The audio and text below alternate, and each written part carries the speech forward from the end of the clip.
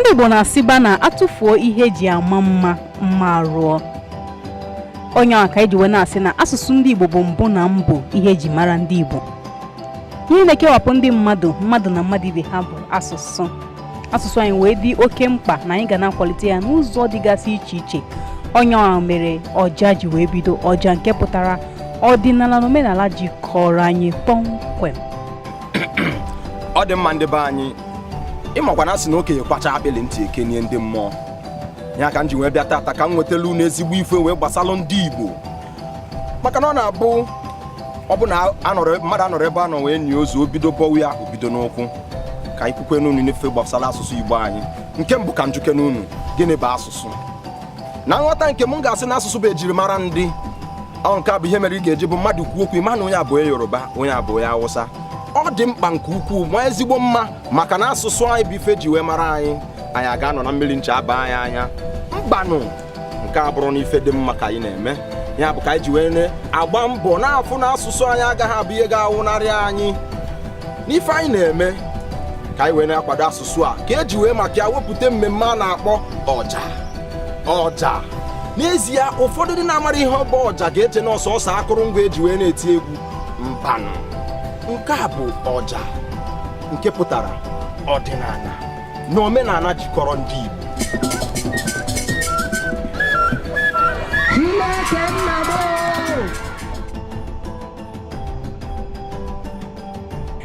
Ihe anyị na-eme wee bụrụ ebido n'oge wee gaba n'ụlọ akwụkwọ dịgasị iche iche maka na asụsụ anyị na-anwụ pii n'ebe ụmụaka nọ.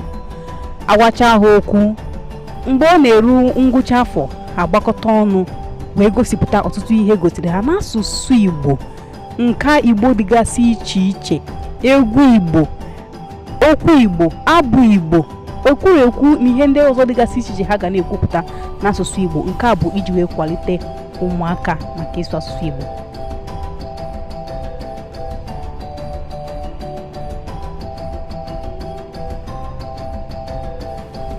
Ndị be anyị, unu makwa na ndị Igbo si na-atụfu ihe eji ama mma ya bụ mma lụọ.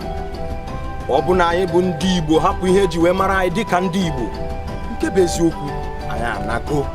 Maka na sị na ịgbakọta aka ọnụ dịka ukwu azịza nwere ihe ga-eme anyị.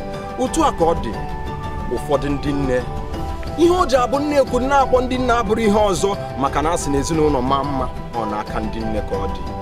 Kedu ka anyị si akwalite asụsụ Igbo? Ọ bụ ndị na-abụ nwa gị sụọ Igbo n'ụlọ isi ya mgbe itiwe ya ihe ọ jọrọ ezigbo njọ. Ya bụ mmemme ọja bụ mmemme na-enyere anyị aka.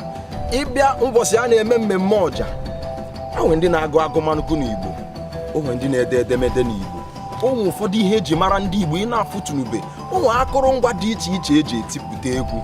Ihe a niile bụ ihe na-eme na ụbọchị ọja. Nke anyị na-akwadowe bụ nke ga-apụ ezigbo iche maka na nke a anyị ga-aga gagharịa ụwa niile dịbụ mbụ ka anyị si eme. Anyị na-aga n'ụlọ akwụkwọ, anyị na-aga n'ụlọ okpukperechi dị iche iche wee na-afụ na ya bụ mmemme ruturu na nsọtụ ụwa niile. Ịma na nnu wepụ ihe eji abụ nnu, ụmụaka asọọ ya ụkwụ. Ọja, ọdịnala omenala jikọrọ anyị, ọdịnala na omenala jikọrọ anyị. Ndị Igbo pụtanụ n'iwe ka anyị kwalite asụsụ anyị maka na asụsụ anyị na-anwụzi pịa. Ya bụrụ eziokwu, bụrụ ụka, bụrụ inu. Ọ bụ na anyị hapụ ihe anyị ji wee bụrụ ndị Igbo, nke bụ eziokwu, ihe niile anyị ji wee bụrụ ndị Igbo anago.